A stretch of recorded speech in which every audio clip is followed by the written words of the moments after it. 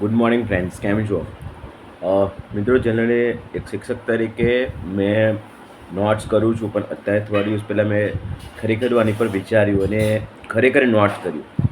અને અમારા શિક્ષકો પણ કહેતા હોય ને, જનરલી શિક્ષક આપણે એવું કહેતા હોય બાળકને કે જો ભાઈબંધ ભણી લે, મિત્ર ભણી લે, અત્યારે મહેનત કરી લે, નહીં તો ભવિષ્યમાં શાકભાજી વેચવી પડશે, લારી ખેંચવી પડશે, ઝાડુ મારવું પડશે. તો આપણે બાળકને શા માટે આવું કહીએ છીએ કે એ સજાગ બને, વાંચે, એના ભણતર પ્રત્યે સજાગ બને, ધ્યાન આપે. પણ તો મને એવું લાગે છે કે આ ટોન, આજે જે આ શબ્દો છે, આપણે એને બદલાવ કરવો પડશે. કઈ રીતે?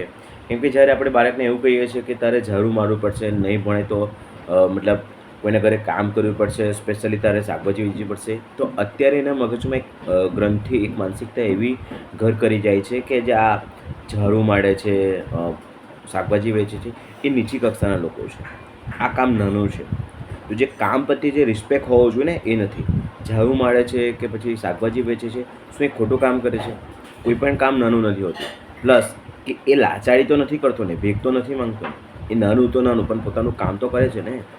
એ પણ કામ સમાજ માટે ઉપયોગી તો છે ને.